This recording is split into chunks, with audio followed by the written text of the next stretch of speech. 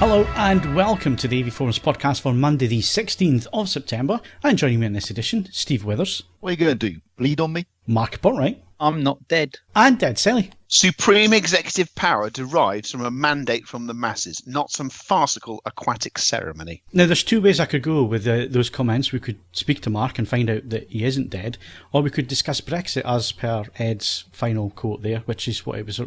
Could be related to. We'll skip the Brexit talk. Mark, you're not dead. Nice to have you back. Yeah, nice to be back. Seems to have been ages, hasn't it? Yeah. No, come on, let's cut to the chase. How is the Leaning Shed? Oh, the Leaning Shed is gone. Oh, right. I was hoping it was going to be preserved as a monument to just like piss poor engineering. No, I realised that was probably like the kind of it was like the typhoid Mary of all my woodworm problems. So it had to go. Fair enough. And I mean, that photo you posted, it's like the fact they kept your previous owners just kept using it. It's like, yeah, what's the worst that could happen? I mean, it's now enormously off kilter. It was fantastic. I think they were tempting fate because practically every form of flammable liquid known to man was stored in there as well. So they were just hoping it was one night it was just going to go. Yeah, exactly. It was an insurance job. So you've moved into the new place. Are you all settled now? I mean, kind of, in terms that woodworm has been killed. I'm waiting for an electrician so that I can sort out the fact that I've currently got, in every room, there are about 4 different eras worth of plug sockets. So it needs a rewire. It's one of those where you just think, I could leave my phone on charge here, but how much do I want to come home to a blazing inferno? Yeah. How old is it, Mark? It's I think about 1900, 1910. So it was probably done. It's probably still in the original wiring. But is it done by someone who would have been an AVForums member in 1910? So it had early wiring, normal wiring, and then late stage wiring without removing any of the other wiring in the interim period. It's done. I think it was done by someone who picked up one of those like books in a charity shop, which every now and again my mum says to me, why don't you get this? And it's about how to wire your own home or how to do woodwork. And you say, yes, that was written in about 1960. You know, there's a reason you don't do your own wiring.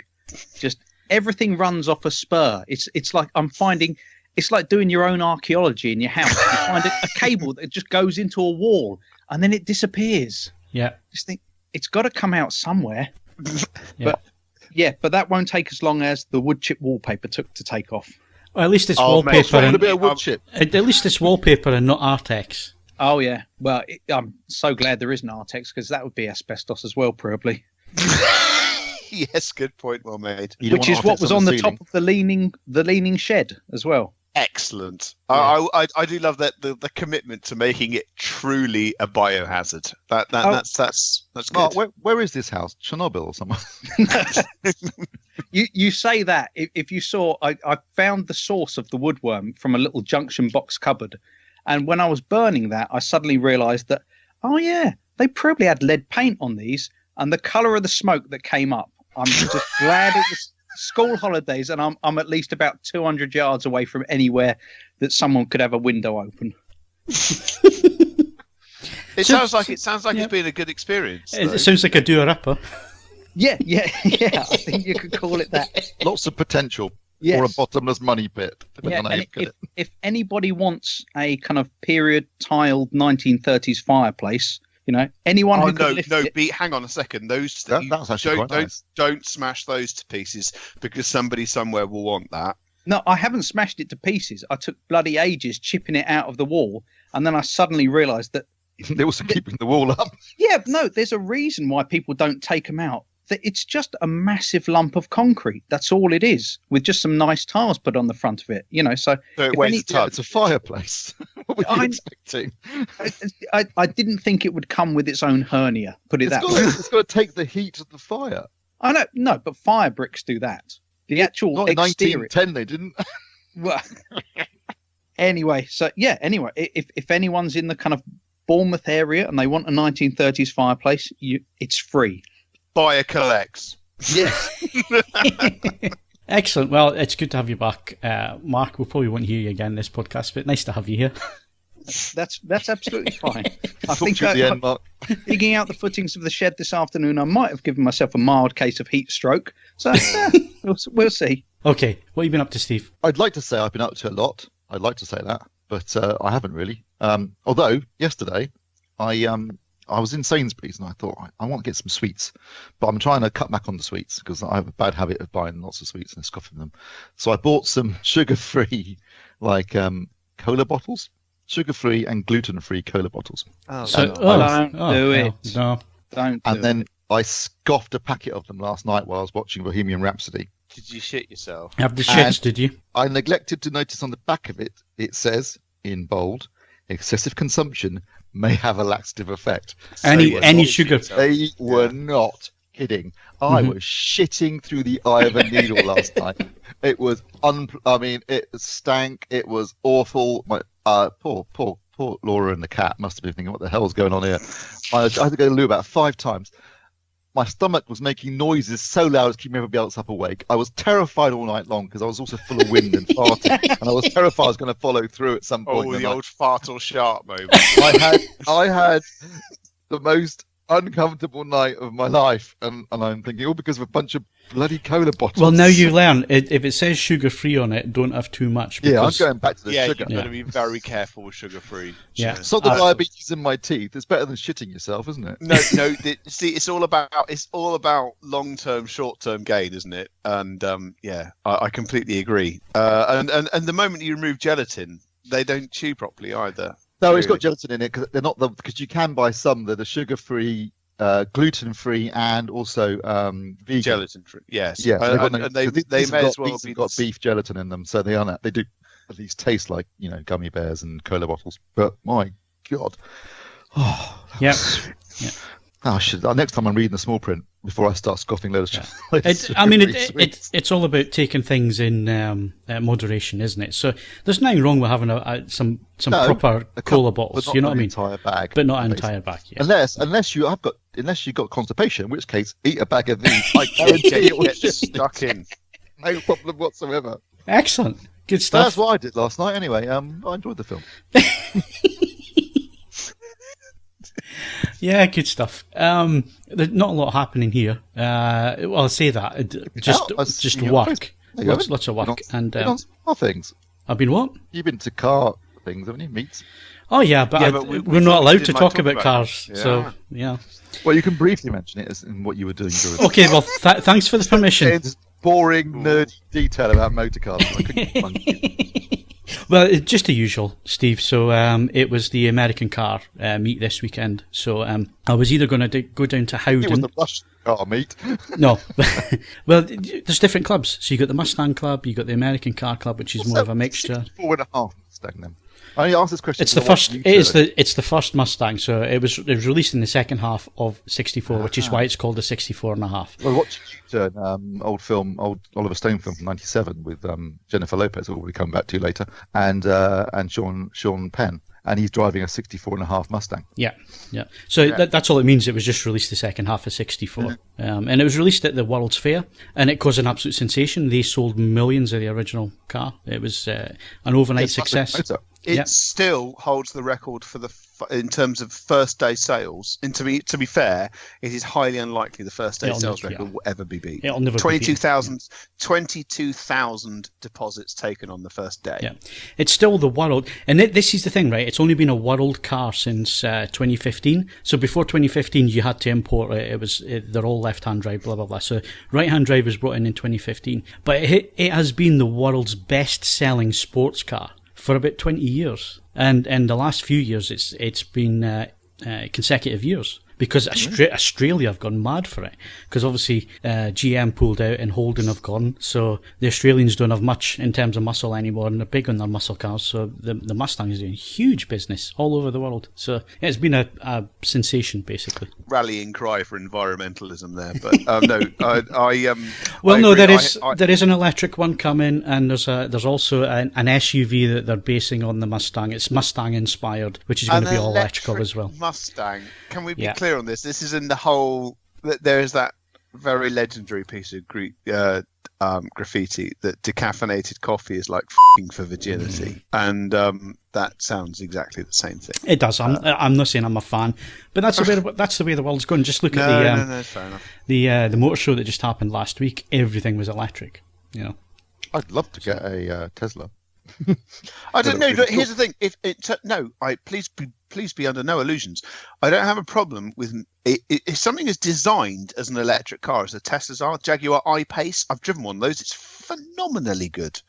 But if you have a car where it's fundamentally a monument to burning dinosaurs, sticking an electric motor in the front of it just defeats the object. It's like decaffeinated coffee. Yeah, you can't imagine electric-powered Mad Max movies. Although that would probably be a good idea, given the fuel would run out in those films. This is the thing, what's going to happen in films, because if you just look at Endgame, Tony Stark turns up in an electric Audi that sounds like a V8. Well, actually, aren't they talking about putting noise in these? Because I'm driving around Bath in my car, and it's electric. People can't hear you coming up behind them.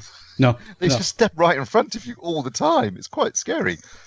So I think putting a noise in probably isn't a bad idea. Yeah, well, I think it has to be, they have to make a noise under legislation or whatever. But anyway, there you go. Steve's talking about cars. I'll tell you what, speaking of cars, this is a slight diversion. But I was reading The Guardian yesterday, and they had, because I don't know if you know this, but it's 50 years since they introduced a 50p piece. So they had what you could get back in 69 with what you can get now. And interestingly, wages, they've gone up. So back in 69, the average male wage was 1,560 quid, which, allowing for inflation, is 24,000. But actually, the average male wage now is 31,834 pounds. So that's good news.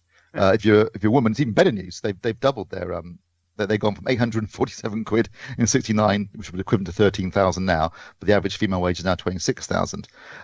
Most things like utilities are around about the same. Food, significantly cheaper. Believe it or not, a whole chicken in 69 would have cost 41p, which is equivalent to £6.80, and now you can get chicken for £2.80. It's a big difference.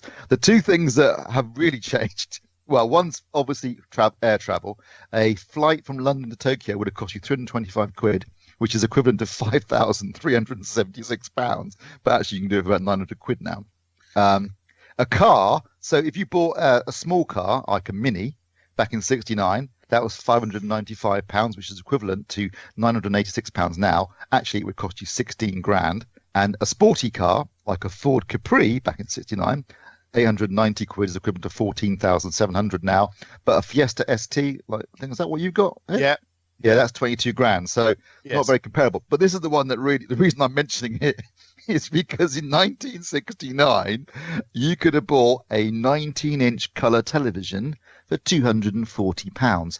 That's the equivalent now of 3,970 quid. Yeah. So those of you who moan about dropping a grand, but if dropping a grand on a 55-inch 4K HDR OLED, I'd say that's still bleeding edge technology. No, absolutely. But this is the thing. This is why inflation calculators annoy people, because it masks the fact that things that lots of people use, like petrol and cars and houses, have all gone up. Prices. Houses that's a whole world of pain. But house price in 1969 was 4,312 quid, which, if you allow inflation, is £71,000. The average house price is actually now 215,900. Yeah, but obviously the housing market is gigantic now compared to where it was back in 69. Very few people actually owned their house back in 69. I know it's a modern phenomenon. For the last 1,000 years, house prices haven't changed because people rented. It's only in the last 20, 30 years that's become an issue. Well, it's ridiculous, though, isn't it? I mean, most people can't afford to buy anything anymore. Well, I'm delighted to say I've joined Mr. Botwright in moving out of my shed. That's going to happen reasonably soon. I'm also delighted to say that, unlike Mark, I don't have to demolish leaning sheds, 30s gas fires, and so on and so forth. So that's all good. Equally, I don't think I get as many cool spaces and toys as Mark gets. So, 6 of one, half a dozen of the other. But no. This is the thing. This is why inflation calculators have been contentious ever since they've actually started being used, because of things like televisions and, as you say, whole chickens. They mask some of the more unpleasant tendencies of pricing over the last 50 years. Why are we discussing something on a semi-serious basis? It's just the TV prices that I was mentioning. Yeah. But I did find that interesting. I mean, yeah, television surely wasn't as common an item. A colour television. It's 69. No, it was. No, it was a luxury item back then. Why I'm saying kind of bleeding edge technology. You can't compare a TV from then to now. I.e., what's the equivalent in kind of tech terms now? Even then, unless you're going to say, equivalent to that incredible Sony display, which is technically now for sale, if you're a 5 million something, isn't it? Yeah. Otherwise, no. Honestly, Mark, in terms of consumer electronics across both audio and video, the commoditized price, even of high-end bleeding edge equipment, comparatively speaking, and that sounds ridiculous when you take into account the rise of the ultra high end, which wasn't a thing back in the 60s and 70s. Even then, we're still ahead of the power curve. You're still paying less for almost any item of technology at any given increment of pricing that you can make a comparison to. Video games, consoles, and that kind of thing. Well, look at video players. When the video players first came out, the VHS was mega expensive. £1,000. Yeah, because Laserdisc was cheaper. I remember the episode of Terry and June when they got a VCR. Yeah, it was big news. I don't know how I talked my dad into dropping £1,000 on a VCR. I think I just convinced him it was a really good idea because he could record things. But obviously, I was the one that used the most. Did you bet on the right one? I nearly sent it to you. Yeah, there was. I'd done my research. Just must remember, Mark. There was a Mint, including box and packaging and manuals and all the rest of it. There was a Neo Geo for sale in London. I've never seen one for sale in the UK. I mean, I'm assuming you need an AC 110 volt adapter for it. It's easy to get. Yeah, I know, but I honestly, I have never. I don't know about the rest of you. I've never seen. It was always that legendary thing when you were a kid, the £400 and the rest. I think games console where each of the games cost umpty billion pounds as well. I mean, everybody always knew someone who knew someone who had. Oh one. yeah, someone always had a friend who had one, but you never. I've never seen a real one, so I was quite taken in its own way. The great tragedy is I don't think I've ever liked SNK games really, and I don't think I'd really enjoy it.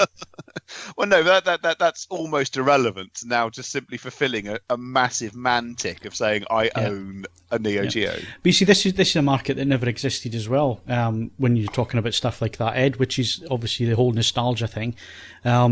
Big market now because people our age. And I'm reeling you into us middle-aged people now because you're nearly 40.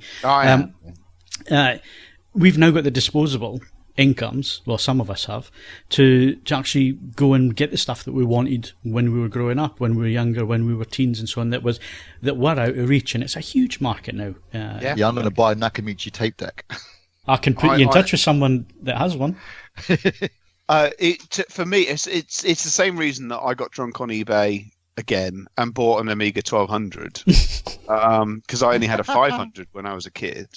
And it makes little difference nostalgically playing the games 30 years later, but they do load that bit faster and they've got a bit more pizzazz. See, I think one of the things that put me off computers and computer games as well was the fact that one Christmas I wanted a Commodore 64 and I got a Commodore 16. Yeah, that would get. To be fair, you then led quite as bad as when my sister asked for Christmas for a Robbie Williams album, and she got a Robin Williams album. Yeah, it's okay, right. I think we need to move things on and actually talk about some relevant stuff. I know it's boring, but we have to do it. It's an AV podcast after all. So, current competitions, Mark. Why don't you take us through them? Okie dokes. We've got a Denon AVR X2600H. It's an AV receiver worth £599, and you've got till the 25th of September for that. We've also got a copy of Rabid on Blu-ray. You've got till 22nd of September for that one. Also on Blu-ray, we've got Woman at War. You have until the 30th of September. And a couple of cracking Jackie Chan films, Police Story and Police Story 2 on Blu-ray. And that one closes 1st of October. We've got We the Animals on Blu-ray, and that one also closes 1st of October. And finally, we've got Criterion's September titles on Blu-ray, and you've got till 7th of October for that one. Castle fill us in on what those are in another podcast. We the Animals and Woman at War, never heard of them, I have to say. I'm sure they're fine. I'm sure they're fine prizes. Yeah, so sell it, Steve. I'm just pointing out. Shut your pie hole with us. Rabbit, though, that's a good prize. And Ducky Chan, that'd be a good prize. Yeah, Police Story is fucking... Criterion could be a good prize. I don't know what titles are in there. All right, well, if you give me 2 seconds, I'll tell you what, because all it takes is to click on the competition, and it'll tell you. So just give me a sec. I should have done this when I put the... Yeah, it's very shoddy preparation, I have to say. Yeah, I couldn't be arsed. Right, so... Shock Corridor, The Naked Kiss, and the Coker Trilogy. Oh, well, that's okay. There you go. Get Steve's approval. Any winners? Previous winners? None. No. There will be next week. There's just a few waiting to come through the system, so we should have quite a few next week. Right, that's competitions, what we've been up to. We'll be back in a sec with hardware news.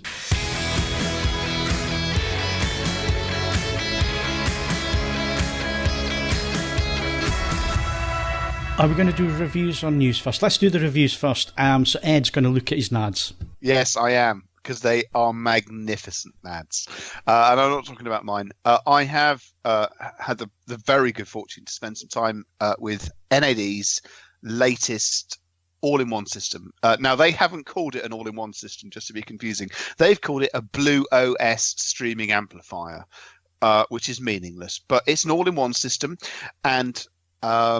as I've said in the copy, this is very, very important, because without over exaggerating the point, since Name released the 3 Unity products over 2 years ago, they were game changers. They essentially reinvigorated what you could expect in terms of performance combined with functionality and aesthetic and so on and so forth, and they made a lot of existing products look, frankly, a little bit half-assed. This is one of the first products that I've tested that has been developed since those products have hit the market, so it's taken into account, you know, I'm sure, I don't want to put words into, I don't want to accuse NAD here, but I would be amazed if they hadn't bought at least one Unity product and had a quick look at how it ticks. And the result is the M10, and it's fabulous, genuinely fabulous. I say this as someone who is an unabashed fan of Name, and I've loved all of the 3 Unity products, but this is an absolutely outstanding product. £2,200. Now, that is quite a lot of money, but it sits between Name's entry-level Unity Atom and the Unity Star, and it's only actually it's closer to the Unity Atom in terms of pricing. And NAD's paid a lot of attention to the specifications, so you get HDMI ARC. You get a reasonable set of digital inputs, analog inputs, and then for people who are listening to this podcast who are AVForums members and have an interest in possibly moving over from a more conventional multi-channel system, it's got base management, so you can set crossovers on the unit. It's got Dirac. Now it's Dirac Live, so it mainly focuses on the base management end of things, but you can upgrade to full Dirac and do the whole frequency response as well. And then obviously UPnP streaming via the Blue OS interface, which has to be said, it's one of the very best out there.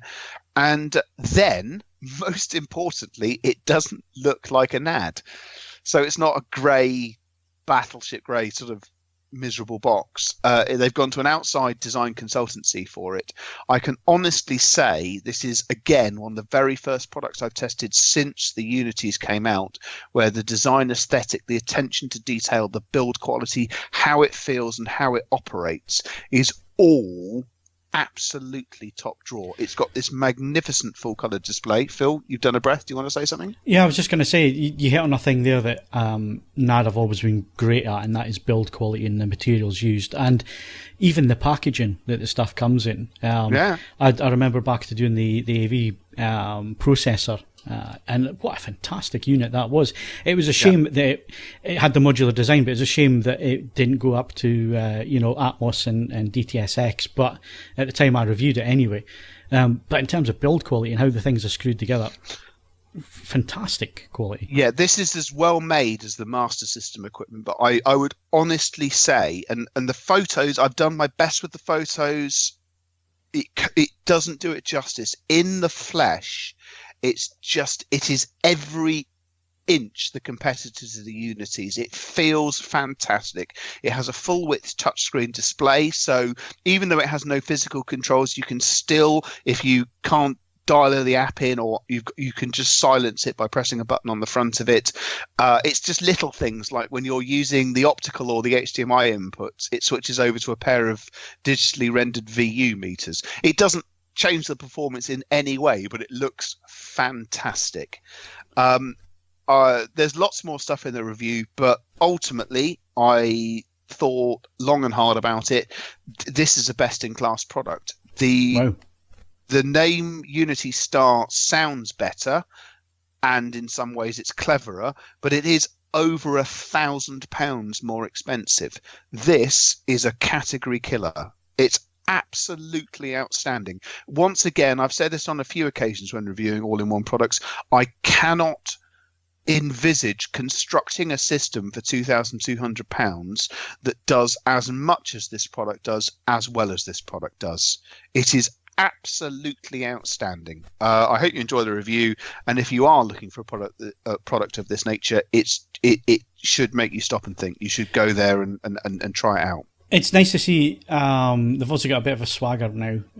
It's interesting that you say that about the new designs and stuff, because they also launched some new product at CEDIA in Denver last week, and one that caught my eye was a 9-channel T778, which is their new AV receiver, and I haven't done an AV receiver for a while. I think you reviewed the last one, didn't you, Ed? I did. I mean, that was fantastic, but I saw this as well, and it's interesting. It takes the same display control panel that the M10's got and uses it in that context as well, and it's just a cracking interface to use. No, you're absolutely right. NAD has got it.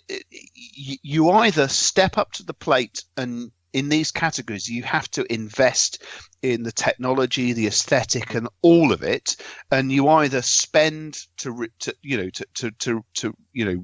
get the money back, or bluntly, you don't bother. It really, we are now reaching a point where you have to have a baseline of investment and technology in certain categories, or you just don't do it. The interesting thing here as well is that it has Atmos and DTSX and all that kind of thing. It's a 7.1.2 channel, and 7.1.4. And the interesting thing is Derek Live, and the price point is the same as Yamaha and Denon's top of the range stuff. So at last we've got a bit of competition for the old school boys who really should be moving the game on and seem to be resting on their laurels a little bit. So it'll be interesting to see what happens towards the end of the year when this product's available. I certainly want to get in and have a listen to it. It's piqued my interest. Yeah, I mean, it must be said, NAD really are on a bit of a roll. I've tested another product separately for another publication, but again, introducing Dirac into stereo, and this product is it's a digital preamplifier, but it has analog inputs which are converted to digital, and you think, oh god, that's going to be contentious, but you can plug my turntable, which I know back to front. I don't care if it's converting it to digital. It still sounds very much like my turntable coming out the other end of it.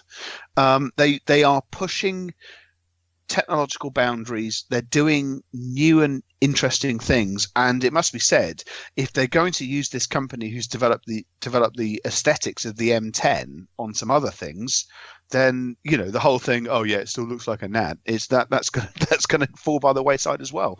This was a genuinely impressive product. It stands. We are now 3/4 of the way through the year, embarrassingly. This does stand very much to be as one of my products of the year. Excellent, good stuff. So look out for that review.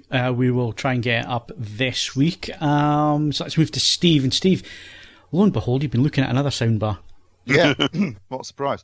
Panasonic SC-HTB 900, which retails for £599. Not king's ransom, but still a reasonable amount of cash. It's a soundbar and sub combo. It supports Atmos and DTSX. it's a 3.1 channel system, so it uses psychoacoustic processing to deliver the immersive audio.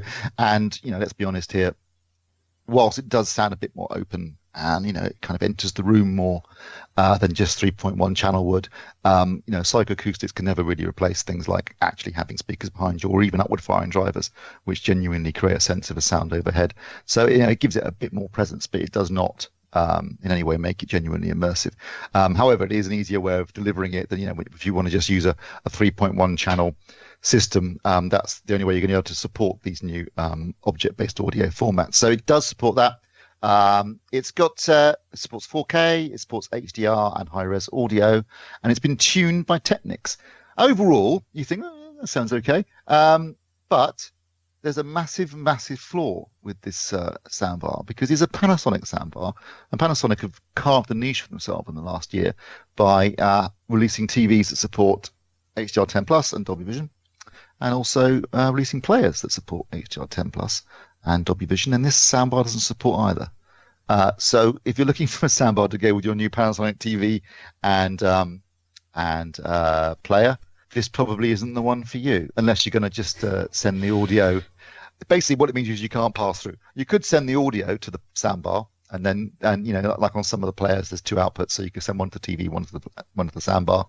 But if you want to send it through the soundbar on the way to the TV, is that the same for the whole Panasonic range, or is it just? Well, this is the flagship, so this ain't got it. I don't think anything else has. Seems very strange. Very short-sighted, I feel, and a weird decision on their part. Does it crackle like the TVs? No, it doesn't crackle. No, I mean, to be honest, in all fairness, it sounds very nice. It's got the sub and the soundbar work together really well. Some nice bass in there. As a 3.1 channel system, it's actually very good. I liked it in that sense.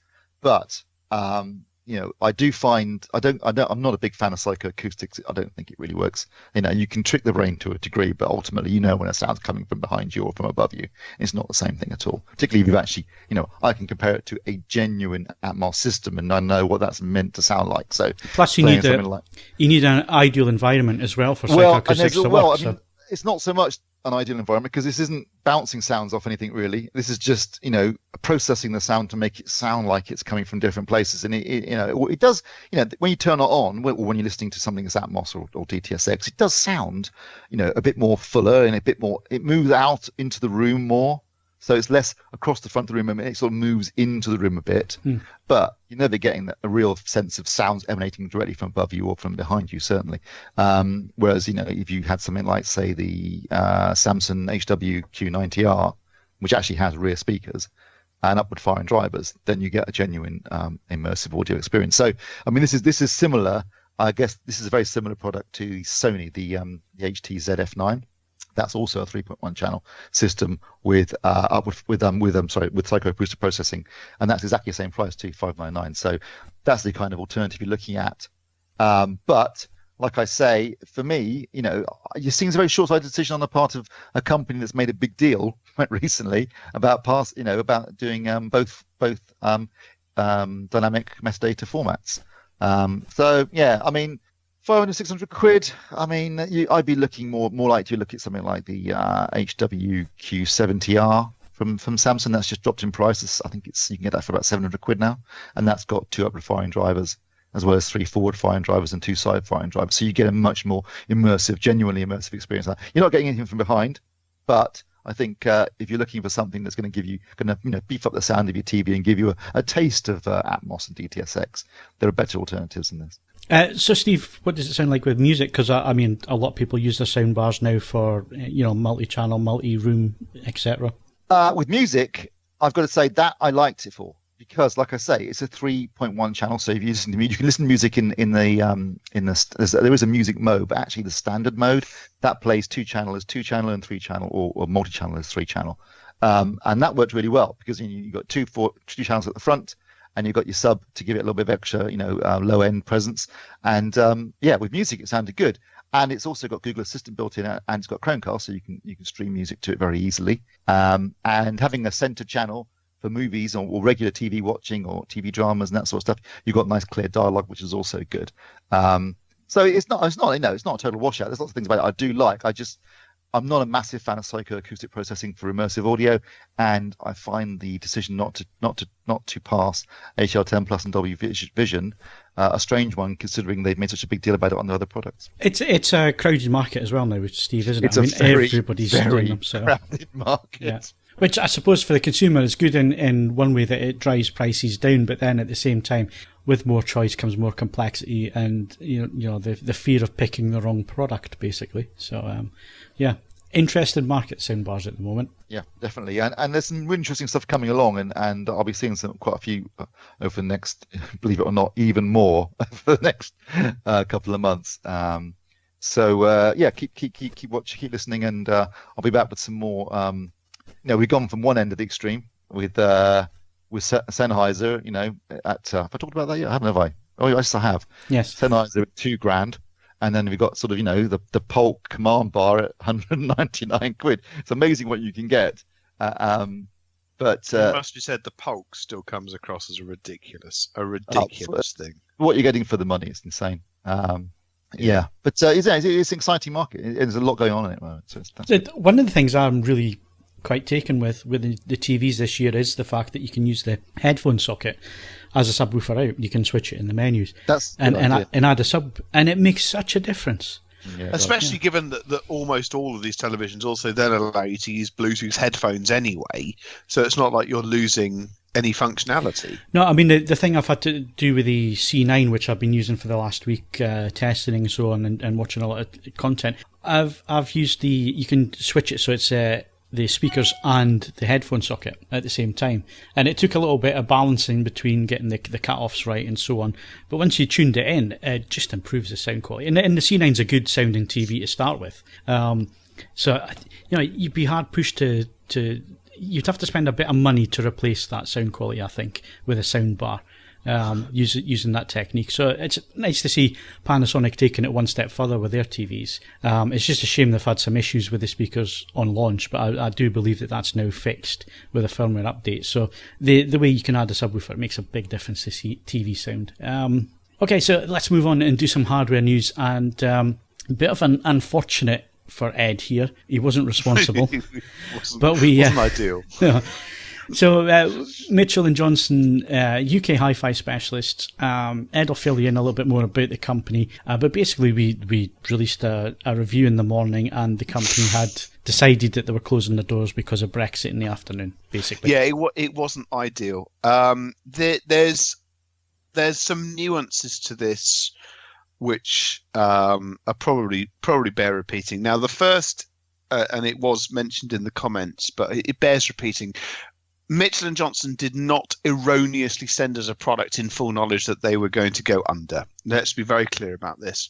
Michell & Johnson sent a CD player to us in July, and the product was actually was reviewed and in the tank by early August. But the nature of how reviews sit on AVForums, obviously we try and give you interesting new content on a day-by-day basis, so that's the powers that be decide what's going to go up at what time. So this one sat in the tank a little bit longer than perhaps normal.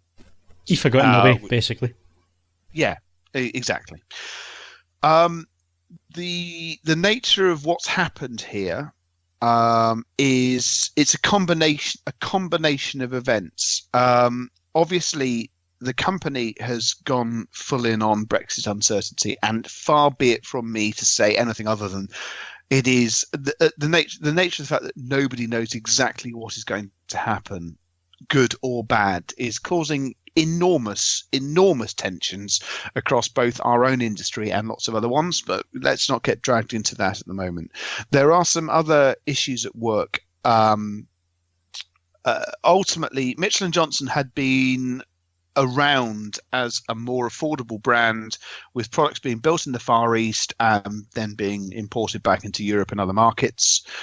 And the decision had been taken to bring the company back to the UK, produce in the UK, and do that from there. Now, the products that have resulted, and I have to say, with a specific example of the CD player, they are extremely good products. But we all know that just being good isn't necessarily enough. It's a product from a brand that people aren't necessarily familiar with. It's not exactly, I don't regard it as being overpriced or expensive, but equally it's not, it's not money you lose down the back of the sofa. So again, when this uncertainty and when there's a degree of unease, you tend to fall back on the brands that you're intimately familiar with. So television manufacturers are no different on this one. If you need to buy a new television now rather than as a speculative, not speculative purchase, a purchase you're making of, because you actually want to, and you can decide exactly what's the best item for you at this a given price point, and you might be tempted to give a brand that you're not necessarily, you haven't tried before, a crack of the whip. If you need it to work for X number of years and you have the confidence and so on and so forth, you're always going to move back to brands that you're familiar with, and this counts against new entries and companies that haven't previously been selling products at that price point. And it's caught up with them. It's been an ambitious program. See, something like this is a slow burner. You're not going to make your name overnight in this industry. So you're a slow burner, you're word of mouth, you're popping up in reviews in popular magazines and websites and so on. That's how they're building their brand.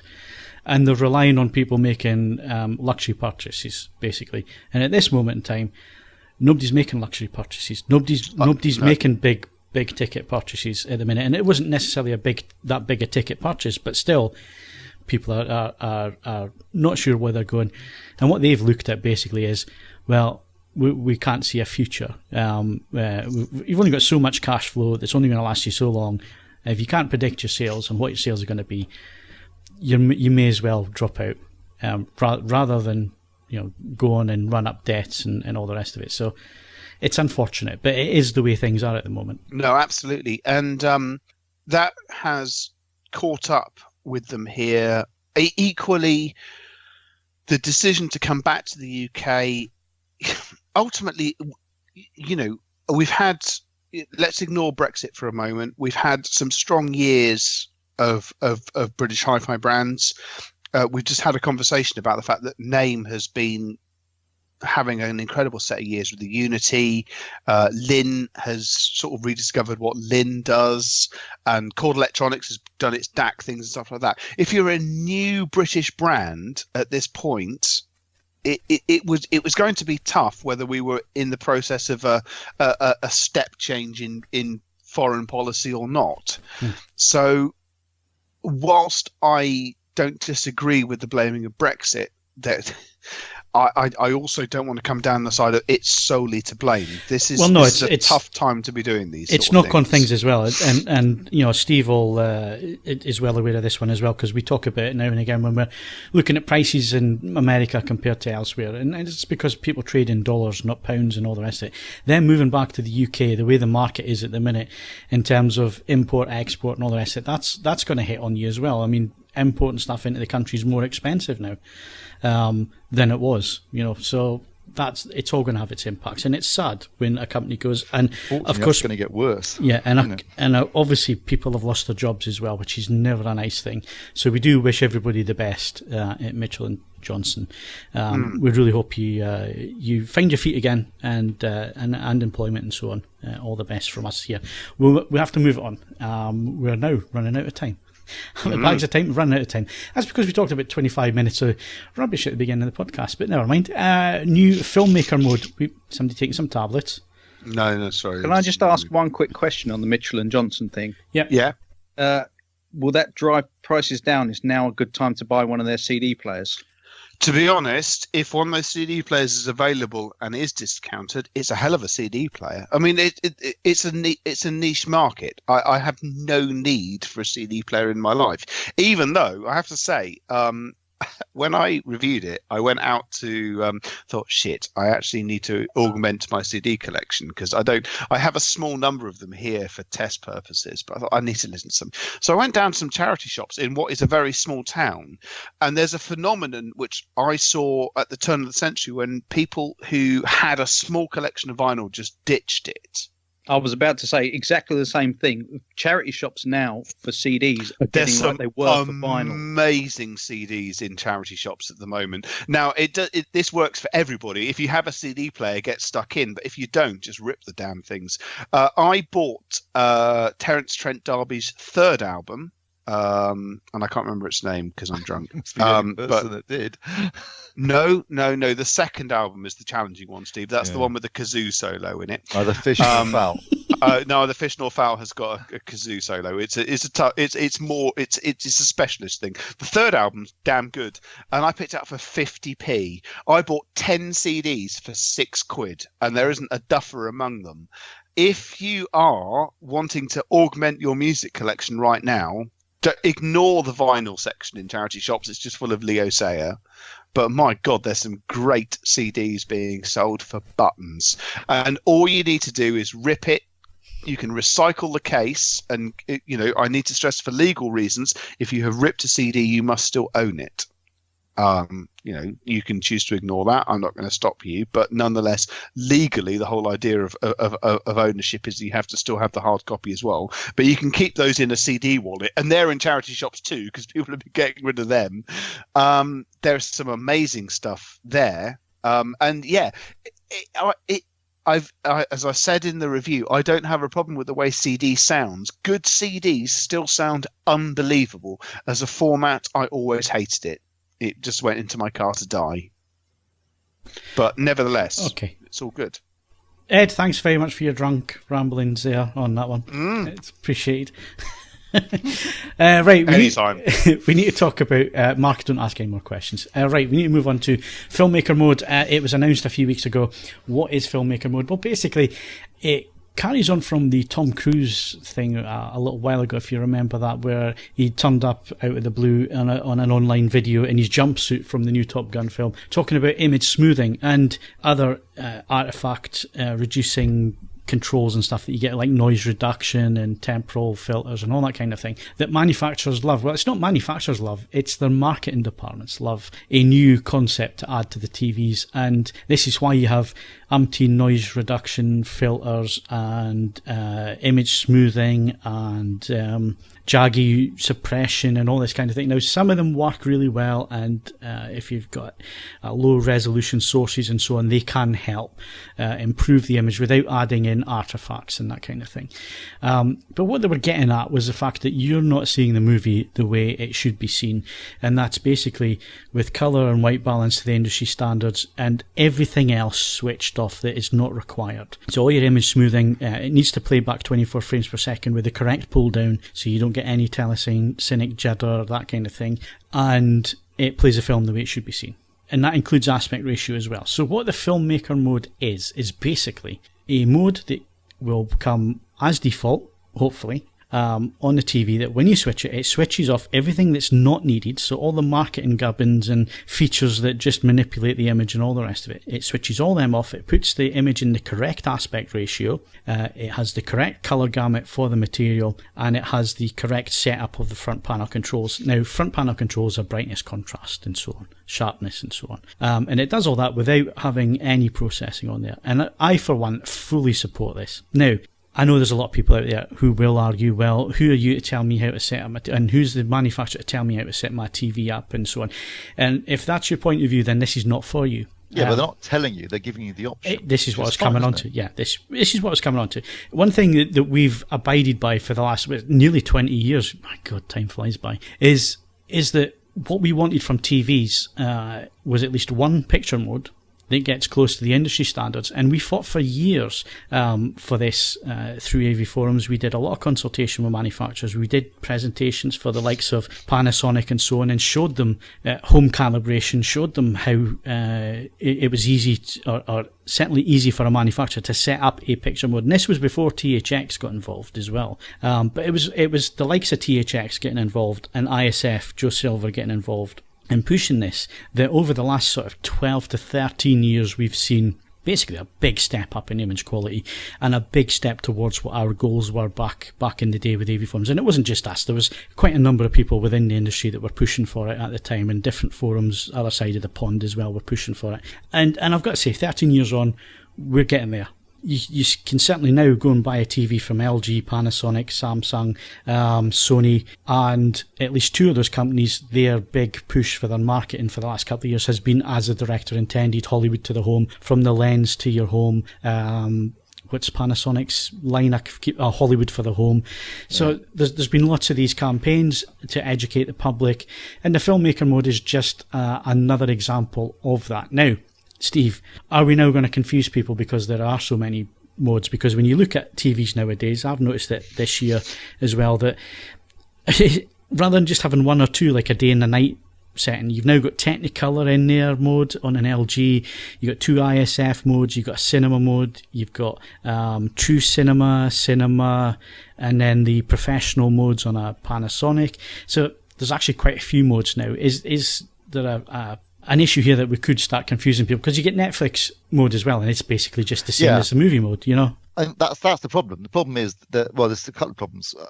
First problem is, as you just pointed out, there are too many modes as it is. There's so many different modes, people don't even know where to start. Yeah. Secondly, according to Vizio, when they announced Filmmaker mode, when they did some market research, 80% of the people that buy their TVs don't do anything. They just get it out of the box and turn it on. So they're not even trying to select a mode. Which is exactly what we got. When did we do our Picture Perfect? 2011, wasn't it? 12, yeah. 2011. So we got, I'm trying to remember who it was now. Was it Ipsos? Maury Ipsos? It was a Maury poll, yeah. It was a Maury poll. So we actually paid for a Maury poll, and I think the sample was 1,000 or 2,000 people. I can't remember off the top of my head. But we got basically the same results. That a lot of people just get the TV out of the box, set it up, and that's it. They don't touch any of the picture controls whatsoever. No, I exactly agree with that. Now, as you've just already pointed out, Phil, the other thing is so people don't put them in there are too many modes. I agree with that. People don't do anything at all as it stands at the moment, most people, and unfortunately, the sad thing is that TVs these days can be incredibly accurate, even out of the box. The accuracy has got better and better over the last 10 years, and most manufacturers now deliver at least one mode that is pretty close to the industry standards. The idea behind Filmmaker mode is to have one mode that's easy to activate. So ideally what they'd like to see is a button on the remote. I mean, unfortunately, remotes are having less and less buttons these days. But what they'd like to see is one button that just says Filmmaker mode, and the consumer just presses that button so they can watch movies as they're meant to be seen by the director. There's also the option of reading metadata and going into the mode automatically. If that is the case, there will be an option to turn that off, so it's not like you're being made to watch it. If you want to watch your films too bright, too saturated, and with motion smoothing ruining it, then be my guest. But that's not how they're meant to be seen. And what's good about this particular initiative is they're trying to make it as simple as humanly possible. So it's literally just one. You haven't even got to go in the menu. You just press a button on the remote control, or even does it automatically for you if you want to take that option. So that's good. Secondly, there's a lot of industry support for this from directors and colorists and cinematographers who really want this because they're sick of seeing. I mean, Ryan Johnson at the launch told about sitting in a bar in Raise the Lost Art was on, and he was he said, can you give me the remote control so I can change this, and then he couldn't work out how to change it on the remote. So they want something that makes it easy and simple for people to see their films as they intended them to be seen. Obviously, there's a degree of education required here, that people understand why you would want to do that, and why watching them in the out of the box mode isn't ideal. The other thing that they're doing is they're working now. At the moment, the main manufacturers that have got on board are Panasonic and LG and Vizio. I would be very surprised if Sony and Samsung do it. And Sony won't do it. No, because they never did. They were always been anti-THX, things like that. Phillips said to me, or Danny Tack said, well, obviously he's not a big fan of the idea because he's all about his processing. However, he said, as long as it's not being forced on anyone, I don't really have an issue with it. So I think Phillips might do it. So you might see some other manufacturers do it. It'll be a cold day in hell, I think, before. Oh, actually, I did ask Samsung and they said no. So I don't think Samsung will do it, and I'm pretty sure Sony won't either, which is a shame because I think the more buy-in, the better. Well, what is good is that what they're doing is this mode. They're not just, they sit down with the manufacturer and they literally go through every single feature in the menu. It needs to do and say, what does this do? Yeah. Does it affect picture quality? If it does, turn it off. If it doesn't, fine. Yeah. And they were saying, actually, because I met the guys from the UHDA who were doing this, the two guys, main guys behind it, guy from Warner Brothers and the guy from the UHDA, and they were saying that they go sit down with people, particularly Panasonic, where there's so many options in their menu, and they said they engineers didn't know what half of them did. I'm not quite sure. I'll have to go and come back to you on that one. I thought I knew it. I always suspected that was the case. But you see, this I see it all the time, which is why I'm in favour for this, because when you get a TV in for review, what I normally do is I normally factory reset. Unless it's reset already and you normally know, because when you switch it on, if it does the whole introduction thing, it's had a hard reset. If it doesn't do that, then I normally, like if it's just come directly from another reviewer, I will do a factory reset on it straight away, and then go through the palaver setting it all up. But you go through the palaver setting everything up, and then you have to go through the menu system, even if it's in an accurate setting. So on the Panasonic, on the professional modes, the IFC, the intelligent frame creation, is switched on in the minimum, which it shouldn't be. If it's a professional mode, that shouldn't be switched on. But it's not just Panasonic. LG does it as well. Their TVs come in the eco mode.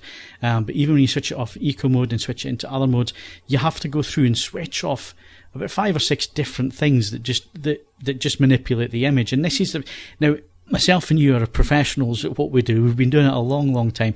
If we're having to do that and go through the menu system, how's a poor consumer supposed to know what they switch on and what they switch off? No, it's true. Which is why I love the idea of this mode. It's what's been required for a while. I mean, I've been pushing manufacturers and getting the polite smile and so on. Get rid of vivid mode and get rid of dynamic mode, or put them in the store settings, but keep them away from the home settings. I've been pushing for this for a long time, and I get the smile and the nod and the yeah, we'll consider it, and they never do. You're always going to have the vivid and dynamic modes, and unfortunately everything is switched on in those modes. And unfortunately, like you say, with the research we did nearly 10 years ago and the research that people have done recently, people just set their TVs up and it's going to be in the dynamic or the vivid mode or standard mode. I mean, some manufacturers... They usually ship in the standard or normal mode now, not the fully maxed out mode, which is at least a step in the right direction. But I mean, the problem is, up until now, if you had a modicum of knowledge, you could go into a TV, like say a Panasonic, go into one of the ISF modes, and you could create essentially a filmmaker mode of your own if you knew what to turn off and what to do. There are things like as you mentioned, the Netflix mode, which is doing essentially the same thing. And I love that mode. Yeah, but that's specific to Netflix. What you need is, and also there's of course a THX mode, which again was doing something very similar, but that was specific to one particular company. What we need is buy-in from all the studios and all the manufacturers to support it and have one mode that everyone. So it's obviously the other problem you've just pointed out is not only every TV has at least one mode that's semi-accurate.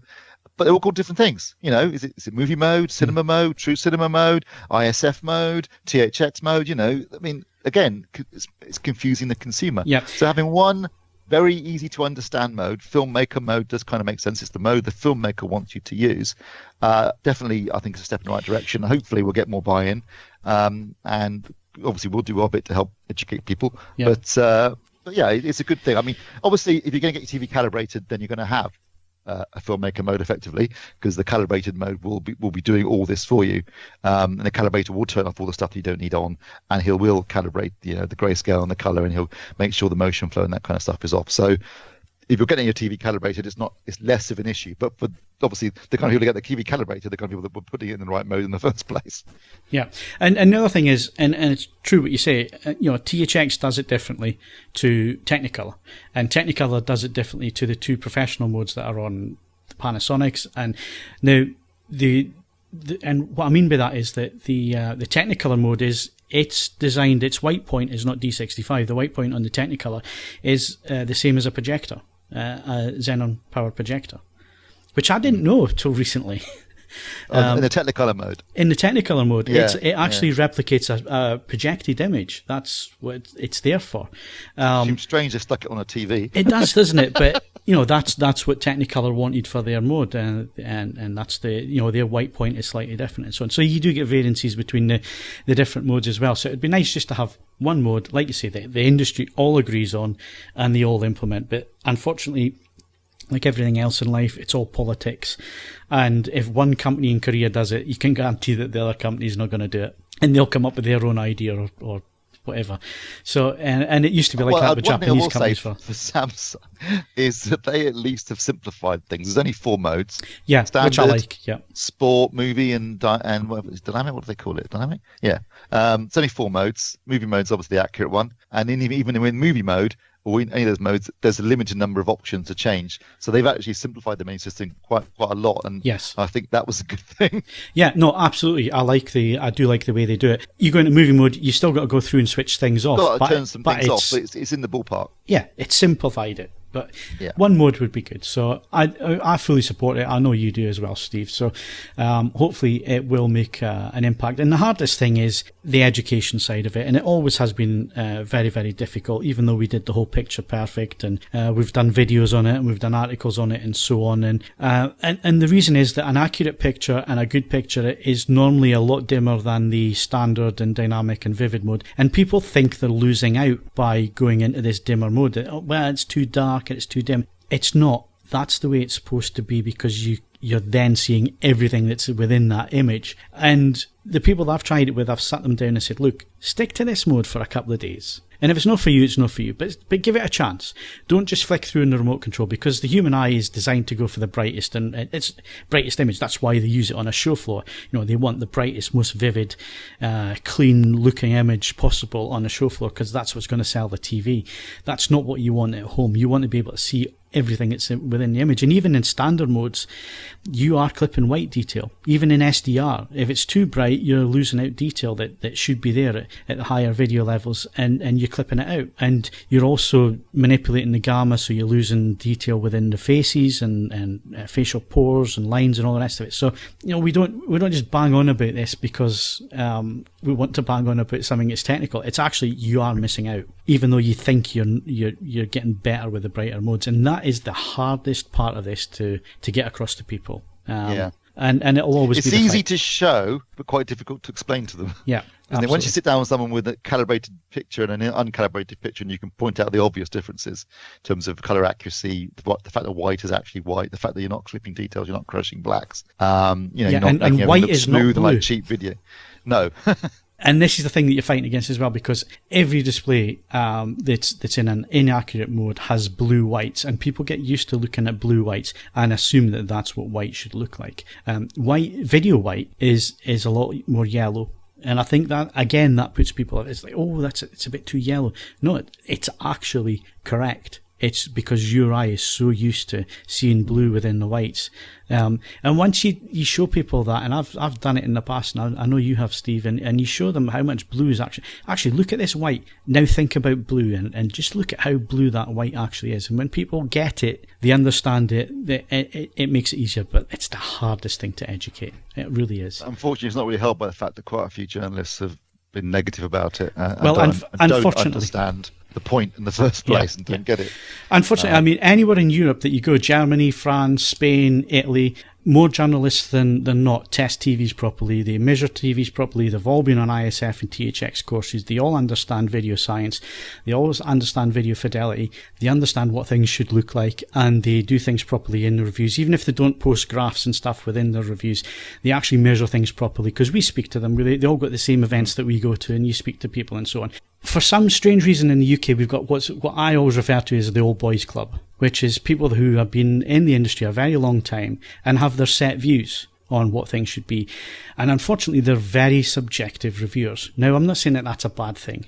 Everybody's got their own way. But the problem we have is in the UK, the balance is too much in the favour of subjective reviewing, especially when it comes to image quality, especially because you have objective tests that you can do and it's ignored. And it's all subjective, and it's all done in standard modes or vivid modes, or soap opera effects switch on to max and all the rest of it. So you've got to ask yourself, well, what is the consumer getting out of that? Because basically all they're reading is somebody's personal preference of a set of settings that they've added, rather than having a completely balanced way of looking at it where everything is on the same level. How can you assess something otherwise? I've never understood that, and it's the whole reason that AVForums has an editorial in our review section, because we got so fed up of the fact that for some reason in the UK it is so out of kilter towards subjectiveness when it comes to reviewing TVs, and there's a better way of doing it. And I'm not saying that we're the best, and we're always learning. We learn every single day.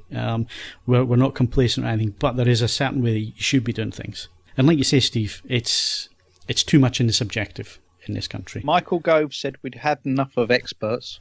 Yeah, that's true. That's true. I bet he watches television with really orange faces. He has his on vivid. Except for Donald Trump, where he's like orange in real life, although apparently the light bulbs have an issue with him. Not D65, you see. If you had a D65 light bulb, he'd be fine. But there's energy-saving bulbs make him look even more orange than he already is. Funny thing is, he looks orange in daylight too, so I don't know where that comes from. But he's always got white around his eyes. If Donald Trump looks orange, that's not your telly. That's just how he looks. Yeah. It gives you an excuse to look at beautiful women on your screen, doesn't it, Steve? Flash tones. Yeah. Shall we move on? Yeah, what's next? Movies.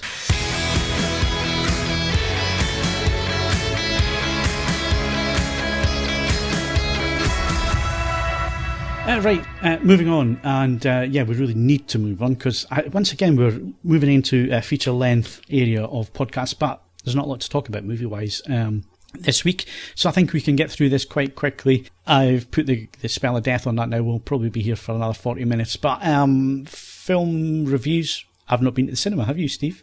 I have not, although I'm going 3 times this week. Yes, I'm going this week as well. But up till now, I was thinking, why have I got this unlimited card? I could get rid of it and save some money. But right, so let's look at what is coming up. What are you going to go and see this week, Steve?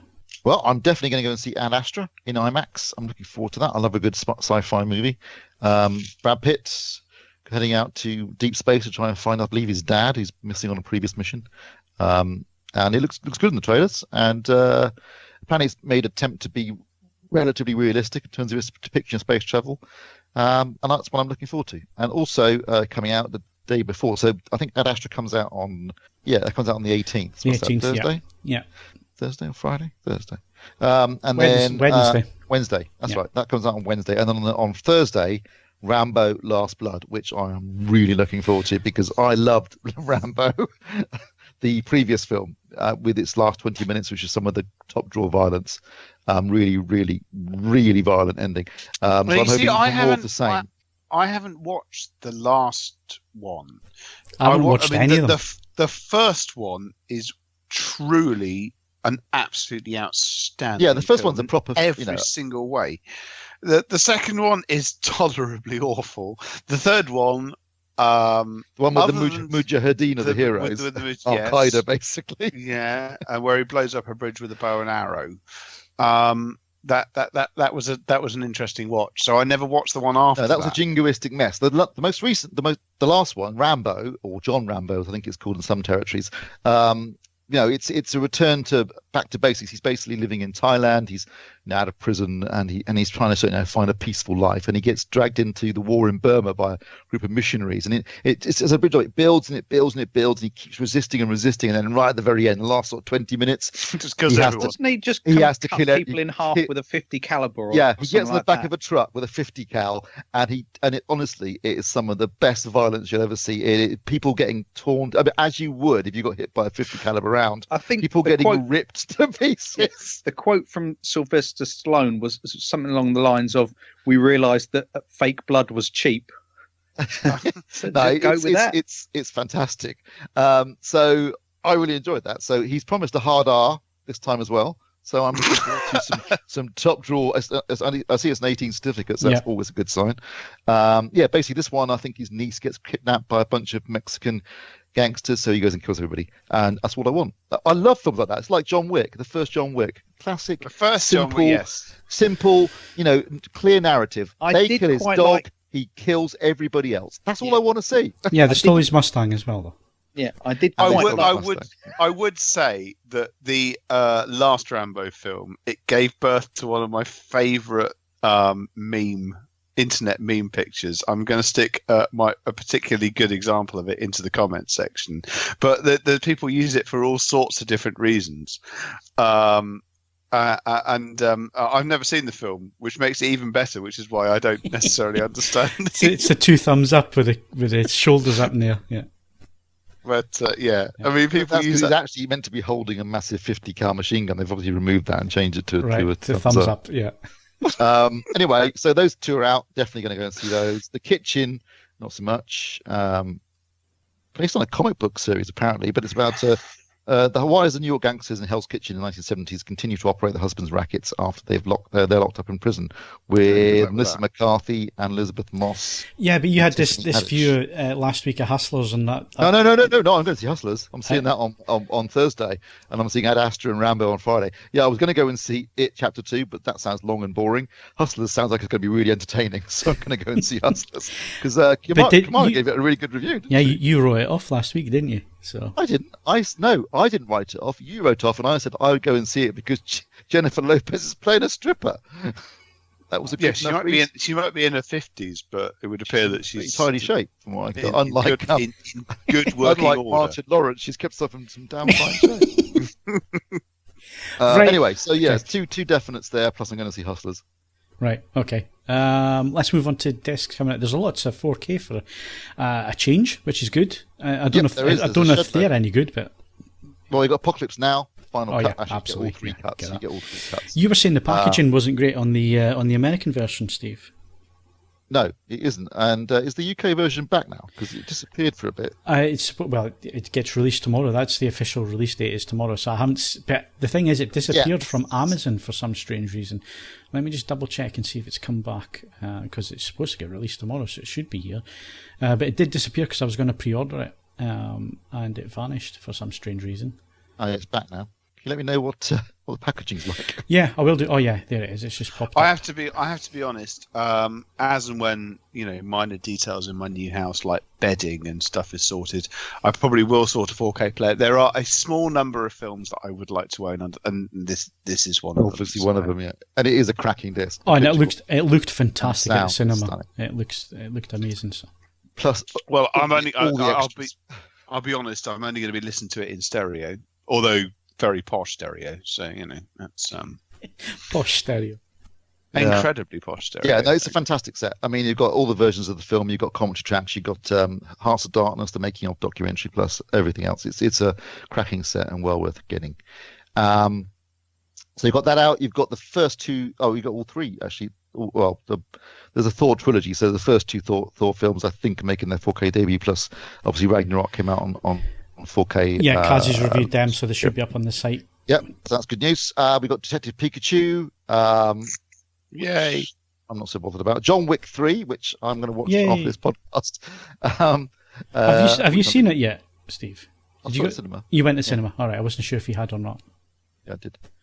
So I've got the Blu-ray already, the 4K disc already, so I'll watch that probably after this podcast. And also Shadow, the latest from Zhang Yimou.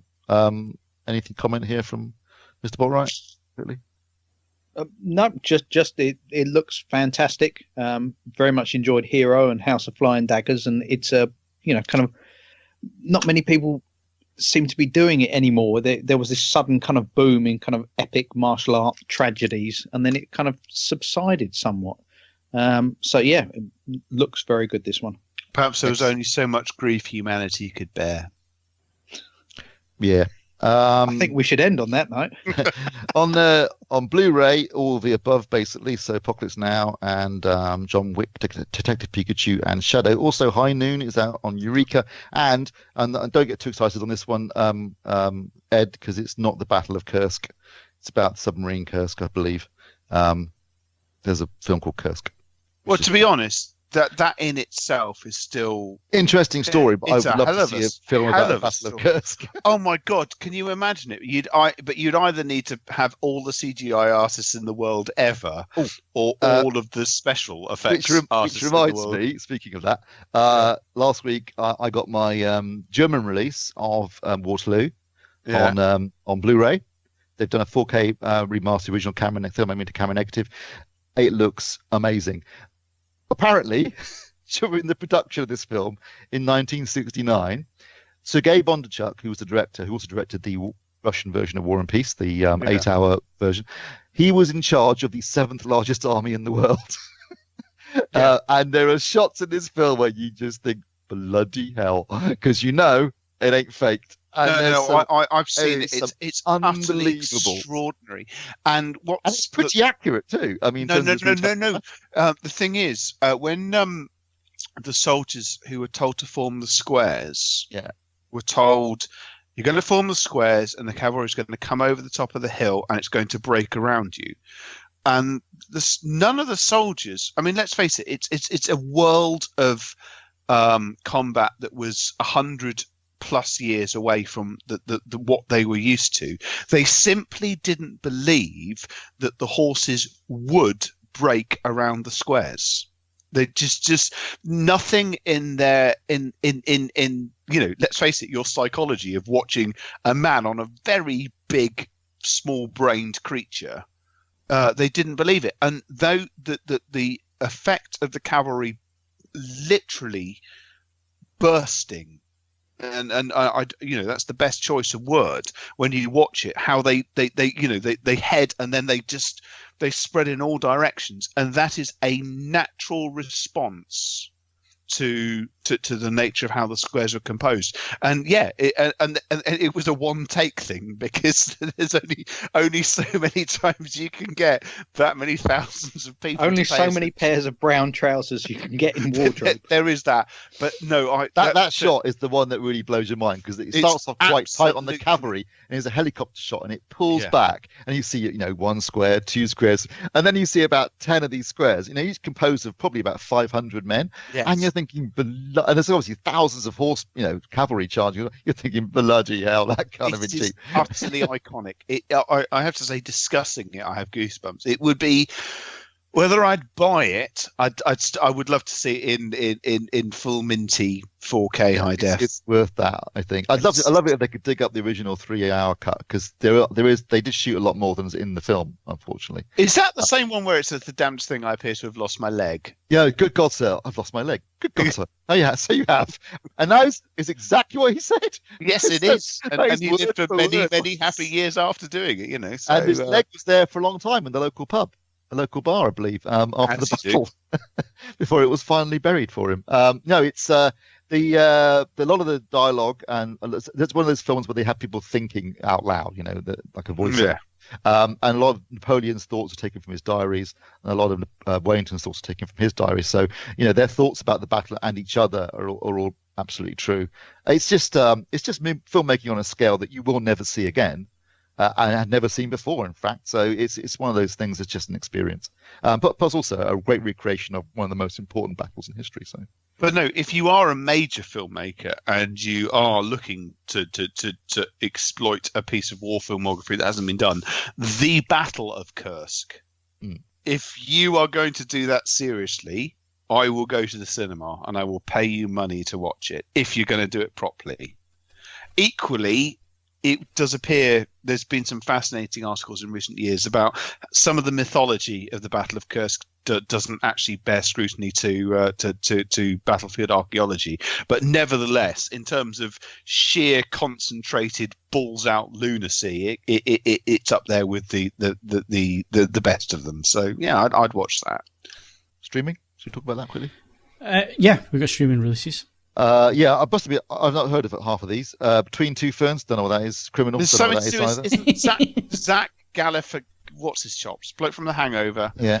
There was something, he appeared between two ferns. It's an internet meme. That's all I know. I'm assuming it is some live action. I tell you what, he doesn't half power through some crap, doesn't he? Oh, I told him before he watches it's going to be crap, and he still watches it. I know. I don't know when he sleeps. But American Horror Story 1984, I am looking forward to. That's the latest season of American Horror Story, obviously. But this one's set in 1984 in like a summer camp, bit like Friday the 13th, that kind of thing. That should be. Those are always good fun. So I'm looking forward to that, which starts this week. Right, Thursday, I believe. Good. A subject we've been trying to talk about for weeks now on the podcast. We're going to get through it.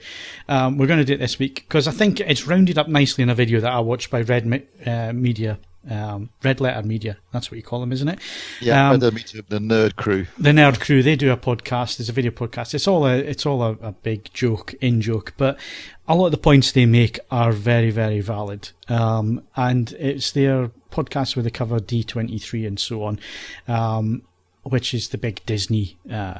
It's a shareholder meeting or something like that. It's a big. It's kind of it's Disney. It's like Disney's convention, and all the Disney related stuff gets announced. What stuff hasn't already been announced anyway. So what has become very, very obvious as the last couple of years have gone by is that Disney's just buying up everything and they rule the world when it comes to blockbuster movies and franchises, and it appears to be that they are buying up everything at the moment, and they're trying to cram everything through their Disney Plus streaming service, which we are not getting in the UK to start with. So it looks like it won't be till the new year, which is really annoying. Yeah, so this kind of leads on to what we've been discussing on the podcast for a number of years now, and I think Mark was one of the first to bring this point up, was how we could end up with so many different streaming services, that everything just becomes so fragmented that it's difficult to remember what's on where and how you can find content and all the rest of it. And what they do with Red Letter Media in there is they take the mickey, but they're taking the mickey but making a very serious point at the same time, is that fragmentation could be a major issue when it comes to streaming services. And this is maybe why Disney's buying up so much. But even with what Disney's buying up, there's still a shed load of stuff out there that could turn into 20, 30, even 40 different streaming services, Steve. Well, interestingly, and this is going to sound like I'm plugging The Guardian, but the same issue yesterday that my Saturday paper I was reading, not only did they have the thing about 50p piece and 969, but they also had a whole article about streaming services, and they actually listed off what you could get and how much it would cost you in total if you did that. So they list Sky TV, 22 quid a month, or plus another 30 quid if you want Sky Cinema, Sports and Kids, so £52 a month. BT Sport, so that's £10 a month if you're a BT broadband customer, or £29.99 if you're not. Then you've got Netflix. The basic tier is £8.99 now. What's the 4K tier? It's just gone up from £9.99 to £11.99 for me. Yeah, £11.99. Then you've got Amazon Prime. So if you get that, £6.58p a month. It works out because you pay was it 70 quid, I think, isn't it, for the year? Yeah. You've got the BBC license fee, £12.90 a month. Then on the new stuff that's coming on, you've got BritBox. That's going to be priced at £5.99. Disney Plus will probably be £5.99 when it does launch. Apple TV starts in November. You've also got things within Amazon that further. There's also extra stuff, but if you're just talking about the basic Prime package, then we've got Apple TV Plus, which starts I think in November. That's £4.99 a month. Although if you buy an Apple product, I think you can get it for a year for free. HBO Max, that's going to be kicking off fairly soon in this country. It's already started in the States. That's going to be about £7 a month. You've got NBC Universal, who are doing their own thing, which has got stuff like The Office and Friends, which have been big titles for Netflix until recently. Yeah. That's going to be about £7 a month. So basically, they worked out it was at least £120 a month, even if you just get basic packages without even adding on the extra stuff for Sky and all that sort of stuff. So, $1,500 a year to watch telly. Just get into collecting records with me. It is actually cheaper, and you've got something to show for it at the end of it. I mean, the fragmentation is getting ridiculous, and there's a lot more to come yet. I mean, Warner's have got their own service that they're planning. I think so. I'm trying to think. They mentioned quite a few of them and made up some jokey ones as well in the. Yeah. But HBO, Warner's, Paramount, Universal, NBC. These are all legit services that are coming. There's already things like Hulu and Vudu and BritBox. Rakuten, BritBox is coming, Disney Plus, Apple. I mean, there's a host of them, and I think it's unrealistic to expect you to pay for them all. I mean, I would be looking at that list going, okay, well, sod Sky. I mean, it doesn't mention. Obviously, it doesn't mention here Now TV would be an alternative to Sky TV, so you could do Now TV for £5.99 a month instead. I mean, unfortunately, the delivery's crap, but at least you get access to a lot of Sky stuff without having to pay the full Sky package. But so I do Now TV, Netflix, Amazon. I'm probably going to pick up a Apple TV and get Apple TV Plus for the free for the year and see how that works. I want one for the lounge. All right. I've got one in the home cinema. So I might go one for the lounge and get Apple TV for a year and see how it works out. Disney Plus I'll definitely do. because just look at what they got coming. It's a shed load of stuff there that I want to see. Steve, is it easier for you to list the ones that you're not going to subscribe to? No, well, I mean, there's lots of them I'm not going to get. I mean, BritBox I don't really have much interest in. No, you see, BritBox I am semi. The BritBox's success lives or dies on just how much stuff they make available. For example, just one tiny thing. If I can watch Monkey Dust again, I'll give them some money. Do you remember Monkey Dust? It was unbelievably good. No. And the thing is, due to the nature of how it was licensed... Ed, you've got to remember, when you were a kid, we were down the pub. Yeah, do off. We're not talking that long ago. We were talking this century, for fuck's sake. Yeah. It was an animated comedy series on, I can't remember if it was BBC Three or if BBC Three existed at that point, but it has never been rebroadcast because one, it cut quite close to the bone for a BBC production, and also there were some elements over the arguments over licensing of who'd written what and the rest of it. But certain aspects of it, you can see little snippets of it on YouTube. It is honestly one of the most darkly brilliant things I've watched in years, and BBC has never reshown it. In the same way, ITV had, I think it was ITV. They had a Richard Bryars comedy vehicle called If You See God Tell Him. Oh yeah, I remember that. That was that was as dark as they come, but it was unbelievably funny.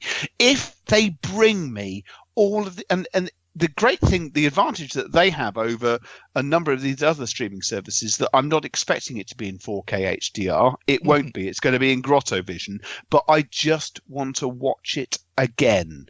Whereas a number of these other services, if they're going to make me subscribe to them, it's going to have to be in top drawer quality, which BritBox ironically doesn't have to jump through as a hoop. Right. Okay.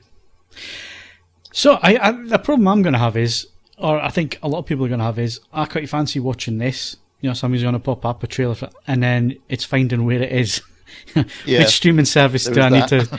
Now, if all of these do the cancel at any time or whatever, then perhaps you could go in and binge for a month and come out again and go back in and binge again when you feel like it, and pick and choose. But I think the days of that. Mention that, Phil. Yeah.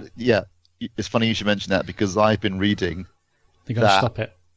Yeah, for example, Disney Plus, they're going to show things once a week to stop you from doing exact thing. And I'm pretty sure Netflix are going to start doing that soon as well, because the whole binging thing's great, but the problem is people will, if it's a series they particularly want to watch, they just take it out for a month, free view, or just pay for it for a month, and then they stop again. And you also want to keep your subscribers. So Disney Plus, for example, I noticed in the States, they're doing some cracking deals where you can basically just buy it for 3 years for, buttons. And, like it works out at like sort of $2 or $3 a month. And you're locked in for 3 years. But if you think, well, I'm going to watch all this stuff anyway, you can get it pretty cheaply. But what they don't want are people doing it for, 1 month, binging and then stopping. So, yeah, they're not weekly broadcasting coming back. They're not going to do it to start with anyway. But if they're not going to get the subscriber numbers in that they're hoping for, they could be forced to do that. So, can I give my... Yeah, I know you don't want me to talk because I'm drunk, but I'll give you a prediction thing here. In the same way I reviewed that Rune service, which acts as a collator for Tidal and Qobuz, if subscription numbers don't necessarily give you clear winners in this, I would wager, pound to a penny, there'll be a streaming service, collator service. And I know Samsung's got an embryonic version, but I mean a cross-platform. But see, this is where I thought Apple were going to do their thing, because they did it with iTunes, but it's getting the licensing to do it, isn't it? Yeah, well, the problem is, and Apple do to a degree, and so does, as you said, Samsung have got their universal guide. The problem is it's only as universal as other people are prepared to sign on to it. Yeah. So, for example, with Apple, some of the things, like I think Netflix doesn't show you stuff on the row above, unless there's specific service provider, buy-in to that particular recommendation centralization feature. Unfortunately, not everything goes in there. And what you want to make it ideal is to have everything going into that one place so you can find content. Yeah. No. Honestly, at the moment it's a pipe dream thing, but you wait until all of these people sitting in boardrooms aren't earning quite as much money as they'd hoped. That's the catalyst to drive. Well, that's when Disney just buys everything, and then it's okay. That's a different solution to a particular problem, but nevertheless, we have seen over the last 10 years that there are solutions to these particular issues, and they're normally driven by people with grandiose ideas going, actually, do you know what, this is not working quite as well as we'd hoped it to. And then all this talk about, we're not negotiating and we're not going to do collaborations and all the rest of it, bollocks. The moment that you aren't actually getting anything like the number of subscribers that you'd hoped for, bundles, all the rest of it, it happens from there. All of these people aren't going to hit the subscriber numbers that they hoped for. I wonder if we want to go down first. Well, I think it'll be Sky. I think the traditional subscription model that Sky's lived by for such a long time, especially with the Premiership and so on, its days are numbered there. They have to change that model. Look how much people have to spend on Sky. I mean, I think they listed it there. I used to spend over 100 quid. But if you add in the Sky sports and movies and kids, you're looking at at least 52 quid a month. No, it was over 100 when I was. Yeah. So obviously it's come down in price if it's only 52, because I was spending 100 quid a month on Sky, and that was to have everything. Yeah, their days are numbered. And also the delivery. At the end of the day, you're getting better stuff for less from other people. What I do find interesting is that in the US, for example, there's CBS All Access, which is CBS's streaming service, and the big flagship show when they launched that was Star Trek Discovery, which they sold to Netflix outside the US. So we watched it on Netflix, and it was on CBS All Access in the States. Interestingly, because season 2 bombed, Netflix, when they offered Netflix the Picard series, they went, nope, we don't want that. And they ended up being on Amazon. So outside of their country of origin, we might find we could still get a lot of stuff, because some of these networks, these streaming services are really aimed, say, the US, for example, CBS or NBC. It's more of a US-centric service, so we might still find it getting, things like Friends or The Office still being on Netflix because outside of America. So you may not fragment as much in certain regions. Mark, does this mean that we're going to see more piracy if we get more fragmentation? Well, all I was thinking there was just sales of Cody boxes will surely shoot up. That was my first thought when I thought about The Mandalorian. I want to watch it. It's out in November, Cody box. Exactly. It's the one place where people are accessing everything in one neat little interface. That's the issue. I don't think it's as much just about money. I think it's about just ease of finding content. It just seems absurd. I mean, I currently in this house, I don't have an aerial, so I've been kind of joining the streaming age completely via kind of cold turkey to terrestrial TV. And the thing that's just really massively annoying me is just finding something. I know what I want to watch. I was looking for kind of like Scandinavian noir series, that kind of thing. Right. Well, there's one on BBC iPlayer. That's fine. So I go looking, thinking, well, I've never seen season 2 of The Killing. Right. It used to be on Netflix. Search Netflix. That's not there anymore. So I'll go on to Amazon. Fine. I piggyback off a family member's Amazon Prime. That's fine. I'm not paying for it, but it's there. But then you suddenly realize, oh no, that's through some like Arrow TV. So do you want to pay an extra $4.99 a month? And it very much seems like, the US cable box market that always seemed like this kind of hellish existence to us over here. And it's just, it's coming that way. But it's interesting. You touch on a partial solution there, because at the moment, for example, I'm sure this is possibly contentious, but we'll see how it goes. My father makes use of my Netflix and Amazon Prime subscriptions. Lord knows he's given me enough. Everyone does that, I suspect. Exactly. Lord knows he's given me enough. So it comes under the thing where you might find that these services, most people get almost all the service subscription they want, but via the chances family are and friends, via the fact that 4 people working in cooperation will have all of the subscriptions that they need. Because if you honestly lock it down to one device per subscription, people are going to tell you to poke off. So it sort of works. Well, I'll tell you what. I'll do Netflix, Amazon, and Disney, and I'd like you to do BritBox, so on and so forth, and all the rest of it. So there is an element that it's possibly going to all work out fine, because they can't stop a degree of cross IP usage. No, that's a fair point. I mean, I know Netflix always kind of, they made it quite clear that they were happy that people were watching, and that it kind of it spreads word of mouth. I think a big question will be just how hard-nosed Disney are going to be, though.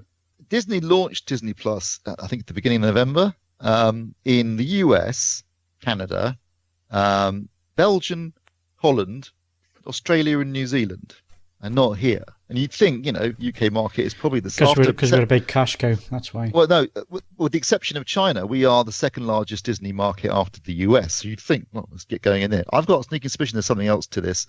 I read somewhere that it might be something to do with the agreement they got with Sky. So we can thank Sky for this as well. Yeah, I think Sky have got a Disney Channel thing going on, and I think that's got to run its course, and I think that's why we're not getting Disney. Because you'd think UK, it's a relatively, hang on. Does Fox not own Sky and Disney own Fox? Do they not? No, Disney don't own. No, didn't they have to spin off Sky? Did they? Oh. Yeah, there were rules. Sky TV got spun off to someone else. I think Comcast owned Sky TV. But Fox Studios went to Disney. Right. So they bought Fox Studios, but the TV stuff got spun off to Comcast, which is obviously a direct competitor for Disney in terms of streaming. So I can see them putting the kibosh on it for a bit just to buy them time in this market. If that's true, that's really annoying, because you'd think they'd launch here straight away if they could. Because I don't want to pirate. I'd rather just pay Disney the $4.99 and watch The Mandalorian. When it airs. But if I want to watch it, I'm not waiting till next year. Sort that. I'll find an alternative method. Yeah, it's going to be a big issue, isn't it? And it's a big market to be losing out on as well. Well, like I say, if you look at the Disney films, usually we're the second or sometimes the third highest market for a Marvel or a Pixar or a Star Wars. Star Wars, we are by far and away the second largest market after the US. With Disney own movies and with Pixar, we're usually second or third, sometimes behind South Korea or China or Japan. And Marvel is either us or China that's second. So we're a big market for them. Second or third biggest market in the world after the US and China. And not having that service launching here day one, I think there's got to be a very good reason why they're not doing that, because you think they'd be piling in otherwise. Yeah. Right, well, we've been threatening to do this subject for a while. We've done it this week, and I have no doubt we're going to be coming back to this as things launch and other things are announced and so on and so forth. So I think that's about enough. Tell us what you think in the thread, though. I mean, I'll be interested to see what everyone else has to do. Yeah, absolutely. And should we still have Ed drinking and getting us drunk? Yeah, today was a special case. To say it was a food festival. I don't normally. Nice. Yeah, it was good. It was fantastic. So, but nonetheless, I have been drinking since 4. So. Well done. And on that bombshell, that's it for this week. My thanks to Ed Selley. I didn't know we had a king. I thought we were an autonomous collective. Steve Withers. Don't like her. What's wrong with her? She's beautiful. She's rich. She's got huge tracts of land. And Mark Botwright. Your mother was a hamster and your father smelt of elderberries. Don't forget you can follow us on Twitter and Facebook. Bookmark AVForums for the latest reviews, news and videos. Plus, why not leave us a 5-star rating on iTunes, but only if you enjoyed the show. Also, head over and check out our YouTube channel for videos on the latest product launches and reviews. And while you're there, feel free to subscribe. I'm Phil Hinton. Thank you very much for listening, and we'll see you again next week.